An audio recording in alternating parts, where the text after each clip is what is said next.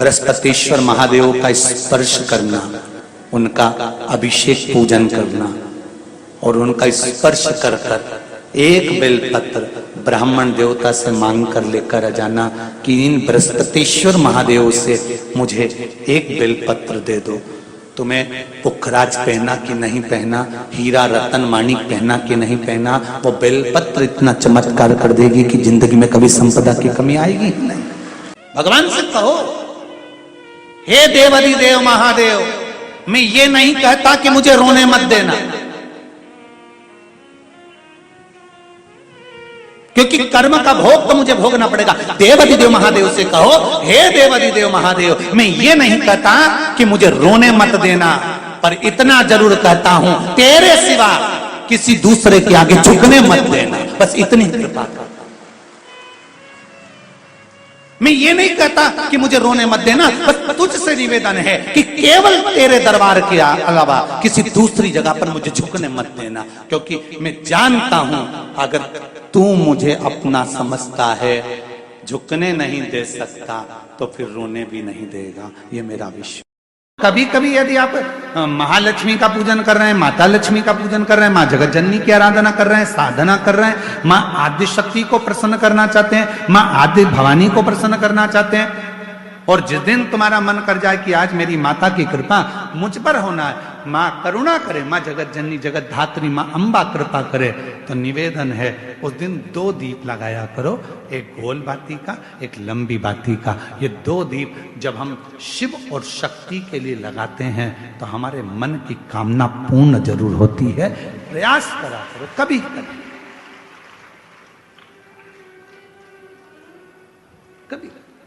शिव महापुराण की कथा कहती है, रुद्राक्ष की माला पहनने वाला तुलसी की माला को साथ में अगर धारण करता है तो उस पर श्री हरि और हर दोनों ही कृपा करते हैं।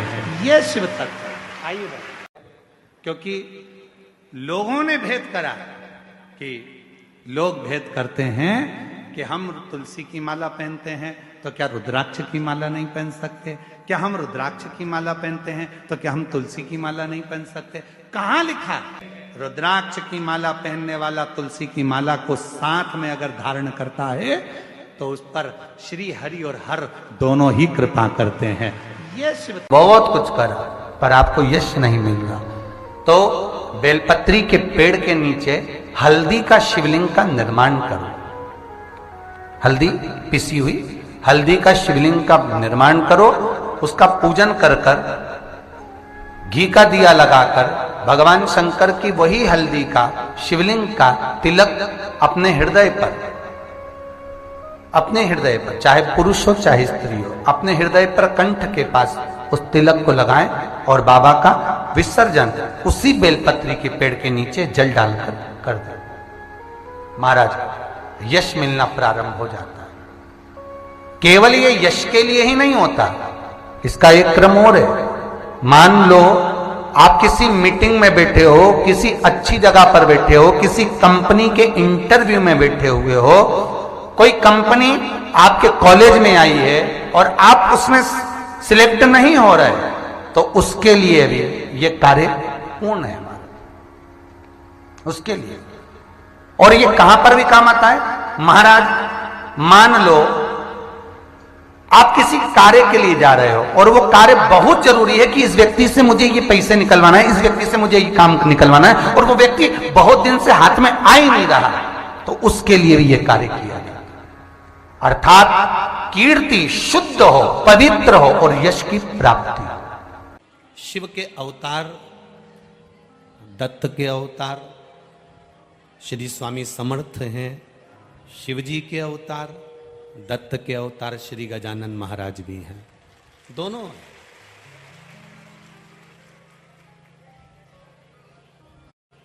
एक ने श्री स्वामी समर्थ जी ने मिर्ची को खाकर भी भगवत भजन कर कर परमात्मा की शरणागति प्राप्त करी है। गजानंद महाराज ने झूठी पत्तल में से चावल का दाना उठाकर भगवत भजन कर कर अपनी जिंदगी का आनंद पाया।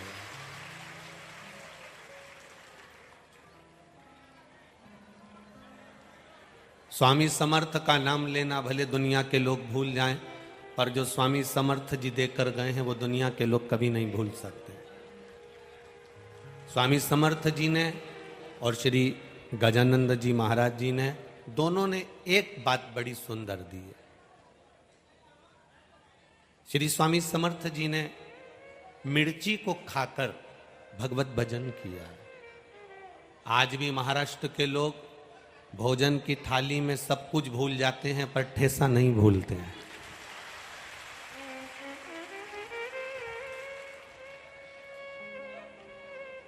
मेरे स्वामी समर्थ जी ने कहा था, मिर्ची खाकर जीवन जी लेना पर किसी को ठेस मत पहुंचाना, इसलिए उसका नाम ठेसा है। और श्री गजानंद महाराज जी ने एक झूठी पत्तल पर से चावल का दाना उठाकर खा रहे हैं। किसी ने पूछ लिया, बाबा आप ये क्या कर रहे हो? श्री गजानंद महाराज जी कहते हैं, गम गम कहते कहते उन्होंने कह दिया कि ये चावल का दाना नहीं, ये स्वयं ब्रह्मा का स्वरूप है, इसका मैं आदर करूंगा तो ये मेरा आदर करूंगा। दुनिया की सबसे बड़ी रसोई, दुनिया की सबसे बड़ी अन्नशाला, दुनिया की सबसे बड़ा भंडारा, दुनिया का सबसे बड़ा भोजन, दुनिया का सबसे सुंदर रसोई घर अगर चलता है तो श्री गजानंद महाराज के चरणों में ही चलता है।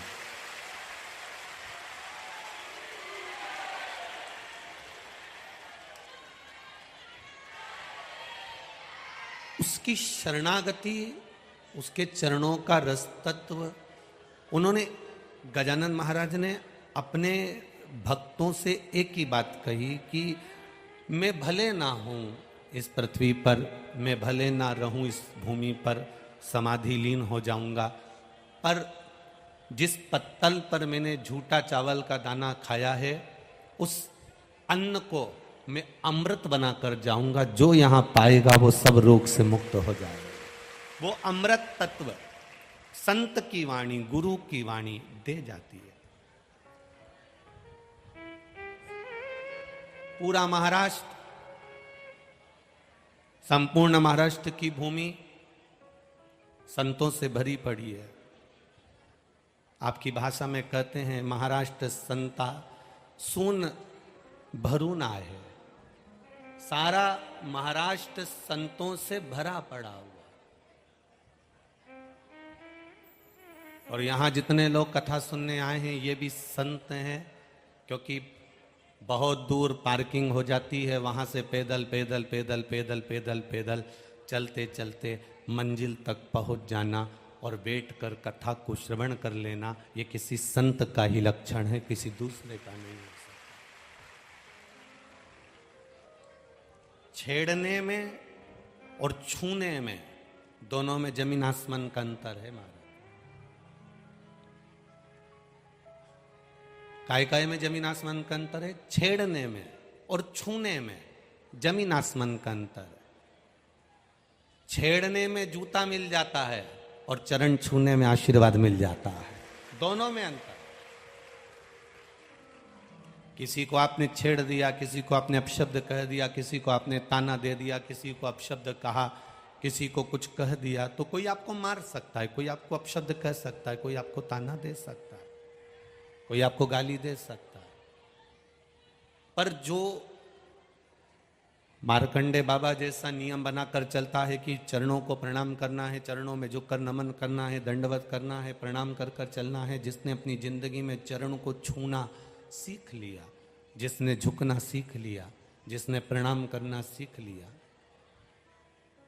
माता पिता गुरुजन को, घर के बुजुर्ग जन को, घर के बड़ों को जिसने चरण छूना, प्रणाम करना प्रारंभ कर दिया, फिर उसके सिर पर कोई टोपी है ना है, उसके सिर पर कोई ताज है ना है, उसके सिर पर कोई मुकुट है ना है, पर जो माता पिता, गुरु और घर के बुजुर्गों का आशीर्वाद लेकर सिर पर हाथ रगवा कर जो चलता है, समझ लो उसके ऊपर दुनिया का सबसे बड़ा ताज होता है, सबसे बड़ा मुकुट होता है।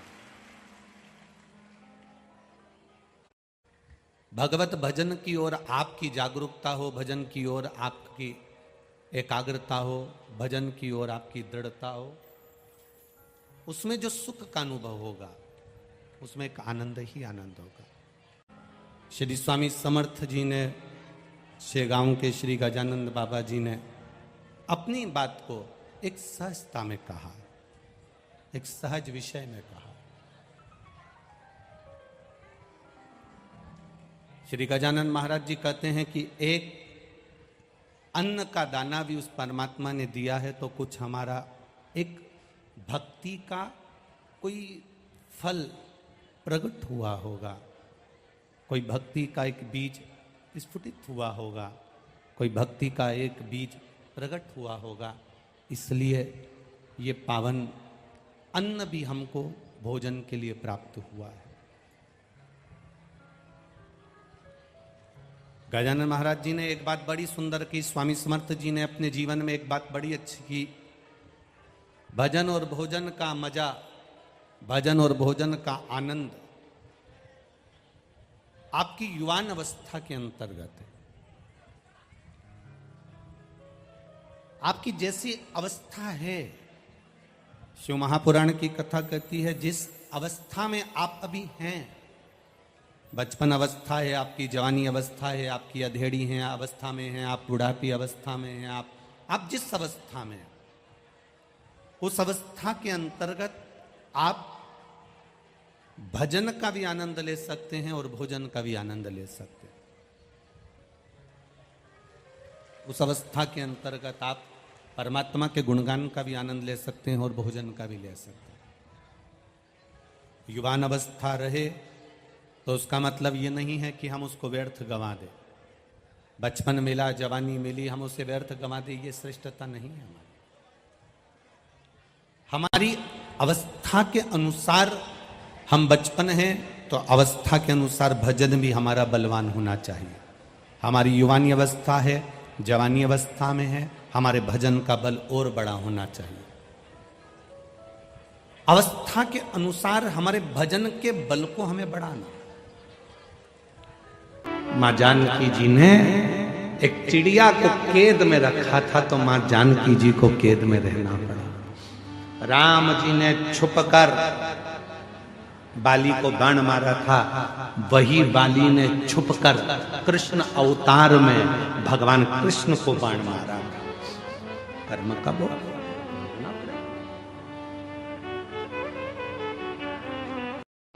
कितना सुंदर व्याख्यान। कश्यप बाबा का कथा आती है, कश्यप ऋषि की कथा आती है। कश्यप बाबा स्वयं एक यज्ञ की रचना करे और उस यज्ञ की रचना करने में कश्यप बाबा को गौ माता की जरूरत पड़ी कि गाय लाओ, यज्ञशाला में बांधना है। कश्यप ऋषि गाय लेने के लिए वरुण देवता के पास चले गए। वरुण जी गाय चाहिए।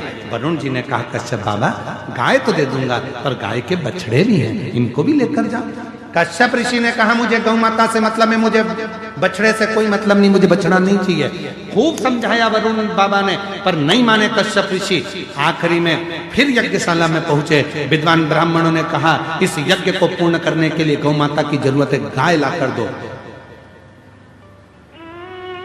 कश्यप ऋषि गए, आधी रात को वरुण जी की गौशाला में जाकर गौ माता को खोल कर लेकर आ गए। उनके बछड़े रंभाने लगे, चिल्लाने लगे बछड़े। जब गौशाला में से बछड़े की आवाज आई, वरुण जी दौड़ कर गए। जाकर देखा बछड़े रो रहे थे।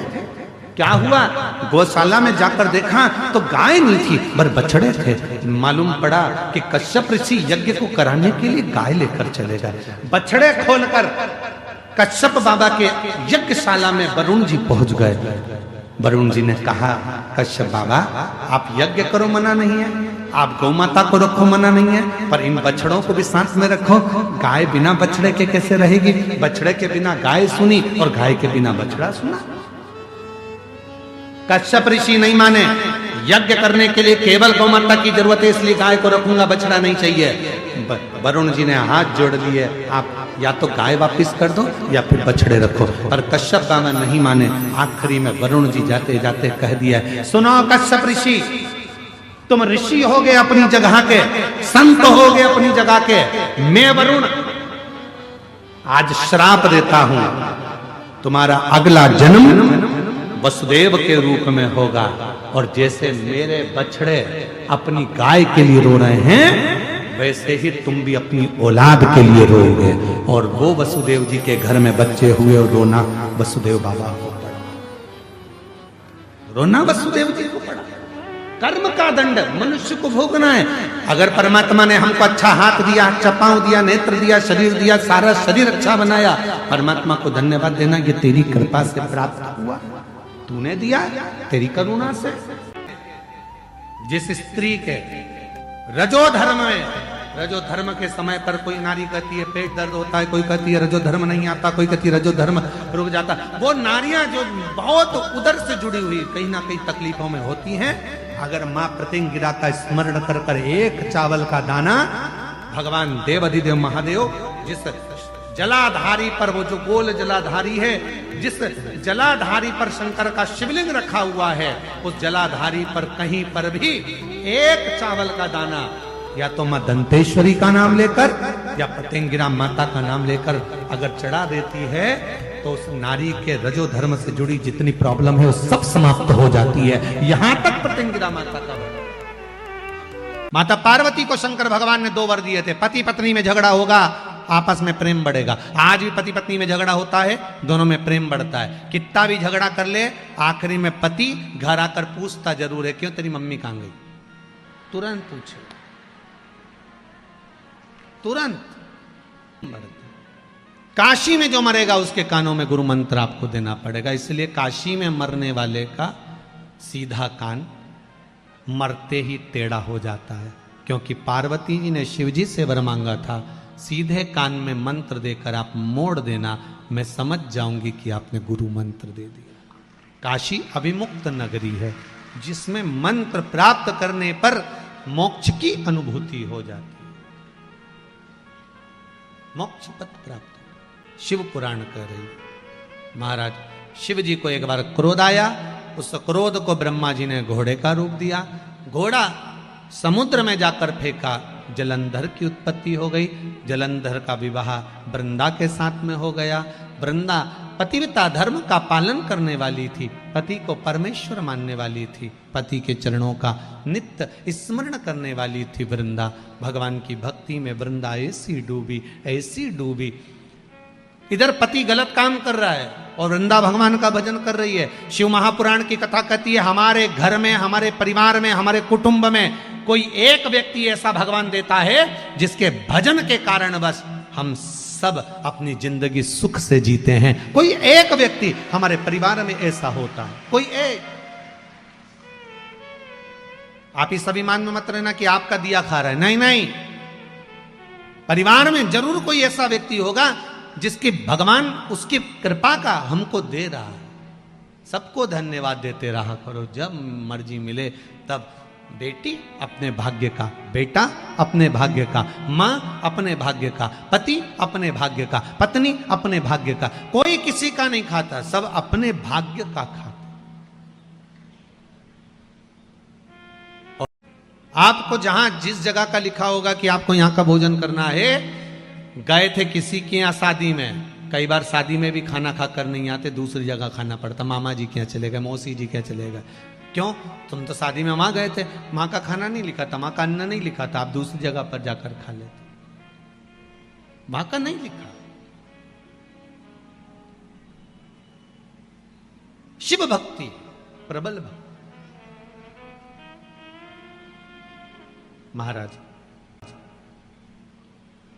वृंदा का सातित्व बड़ा प्रबल था, जिससे जलंधर बच जाता था। अब की बार भगवान नारायण ने भगवान शिव जी से कहा, भोलेनाथ इस जलंधर को मार दीजिए। शंकर भगवान करे जलंधर को मारने में मैं देरी नहीं करूंगा, पर वृंदा का सातित्व भी तो डिगाना पड़ेगा। एक सातित्ववान पतिव्रता धर्म का पालन करने वाली नारी, पति को परमेश्वर मानने वाली नारी, उसका सातित्व डिगा देना कोई सरल बात है क्या? बहुत कठिन बात। ने कहा कई बार लोग कहते हैं हमारी माता के वचन बिल्कुल सत्य होते हैं, कई कहते हैं हमारे पिता के वचन बिल्कुल सत्य थे, कोई कहते हैं मेरी पत्नी ने जो बोला बिल्कुल सही बोला, कोई कहती मेरा पति बोलता है बिल्कुल सत्य बोलता है, कई बार मेरी बेटी बोलती है सत्य बोलती है। कारण क्या है?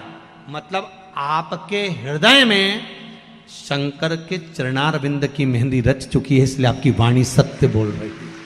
वो मेहंदी रच चुकी है, इसलिए वाणी सत्यता की निकल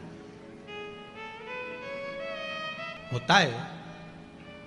थोड़ा आपके जीवन में जब सत्य प्रवेश करता है, आपके जीवन में जब सत्य प्रवेश करता है, शिव प्रवेश करता है, आपके जीवन में जब भगवान प्रवेश करते हैं, आपके जीवन में जब भगवान का चरणारविंद प्रवेश करता है, आपके जीवन में जब भगवत तत्व प्रवेश करता है, आपके जीवन में शंकर की कथा जब प्रवेश करती है, तो एक मन में थोड़ा सा उमंग था, थोड़ा सा हलचल, थोड़ा सा उत्साह पैदा कर देती है। सत्य बताना ईमानदारी से कि आप लोग जब यहाँ आते हो तो आपको कोई टॉर्चर नहीं करता कि चल, आपको कोई ये नहीं कहता कुंडी बजा कर कि चल, आपका दिल अंदर से कहता है कि मुझे कथा में पहुंचना है, आपको कोई टॉर्चर नहीं कर रहा है। शिव महापुराण की कथा में वर्णन आता है, उमा संहिता में, जब कोई स्त्री, कोई पुरुष, कोई बेटा, कोई बेटी, कोई नारी, कोई बच्चा, कोई संत, कोई साधु, कोई सन्यासी, कोई तपस्वी, कोई साधक, कोई उपासक जब भगवान शंकर को जल समर्पित करता है या एक चावल का दाना शंकर जी के ऊपर समर्पित करता है, चावल का दाना जब शिव जी पर चढ़ता है, उस समय पर संकल्प हो जाता है कि शंकर भगवान को जब चावल का दाना दिया जाता है, उस समय पर शिव उसको वचन दे देते हैं कि तेरे दुख के समय पर इस चावल के दाने के वचन को निभाने के लिए मैं खुद आऊंगा। अब इसका प्रमाण कहां मिलेगा कि चावल के दाने में ऐसा क्या होता है कि भगवान को वचन देने के निभाने के लिए आना पड़ता है? तो श्रीमद् भागवत कथा, श्रीमद् भागवत किस किसने सुनी? हाथ उठाओ जरा, भागवत जी किस किसने सुनी? सबने सुनी है। श्रीमद् भागवत कथा में सुदामा जी के चरित्र का स्मरण करिए। क्या ले गए थे सुदामा जी भगवान कृष्ण के पास में? तंदूल, चावल।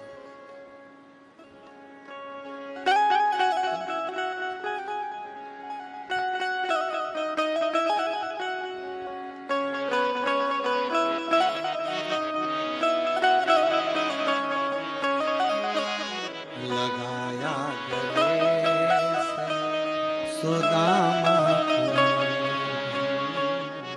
लगाया सुदामा को मोहन हुआ रुक्मिणी को बड़ा ही अचंबा, हुआ रुक्मिणी को बड़ा ही अचंबा, ये मेहमान कैसा अजीबा गया है, ये मेहमान कैसा अजीबा गया है। क्या लेकर गए थे? तंदूल। नहीं था खुद के घर में, पड़ोसी से मांग कर सुशीला ने अपने साड़ी के पल्लू में तंदूल को रखा। जब साड़ी के पल्लू में तंदूल को रखा तो तंदूल के वजन के कारण साड़ी फट गई, तंदूल नीचे गिर गया। सुशीला ने साड़ी के 4 भाग कर लिए और तंदूल को बटोर कर उसमें रख लिया।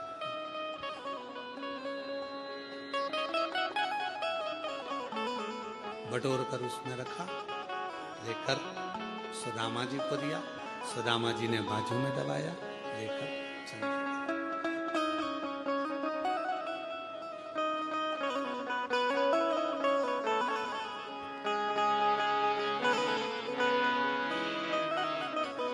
चरण पखारे भगवान कृष्ण। मेरी भाभी ने कुछ भेजा, सुदामा जी ने छुपाया, कृष्ण ने निकाली, तंदूल लेकर हाथ में।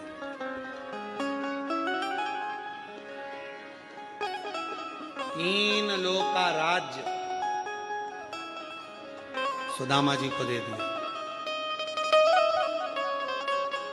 एक,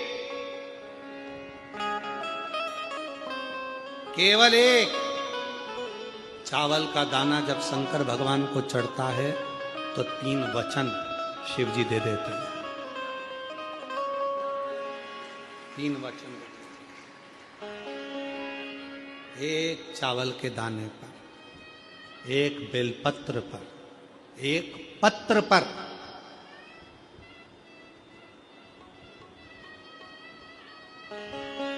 एक चावल के दाने पर 3 वचन मिल जाते हैं। जैसे ही शिवलिंग के ऊपर आखा, आखा जानते हो ना आप लोग, क्या बोलते हैं इधर महाराष्ट्र में? आखा, पूर्ण, अक्षत। एक चावल का दाना आखा, खंडित नहीं है, पूर्ण आखा अक्षत जब शिव को समर्पित किया जाता है, वो एक चावल का दाना 3 वचन को दे देता है। शिव कहते हैं तूने मुझे जो अक्षत दिया है, ये आखा चावल का दाना जो तूने मुझे दिया है, मैं भी तुझे मृत्यु की सैया तक पूर्ण रखूंगा, तुझे तड़पने नहीं दूंगा। दूसरा वचन देते हैं भोलेनाथ एक चावल के दाने से।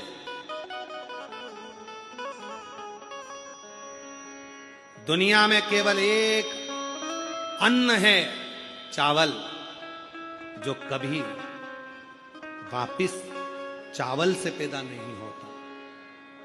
गेहूं गेहूं से पैदा होगा, चना चने से पैदा होगा, सोयाबीन सोयाबीन से पैदा होगा, पर केवल एक चावल ऐसा होता है जो चावल से चावल पैदा नहीं होता, उसका रोप लगाना पड़ता है और रोप से वो धान पैदा होती है। तो ये वापिस जन्म नहीं ले सकता, ये पूर्ण हो गया। तो शिव जी दूसरा वचन देते हैं, जिसने मेरे शिवलिंग पर अक्षत चढ़ाया है उसका दूसरा जन्म नहीं होता, वो पूर्ण हो जाता है, वो मेरा हो।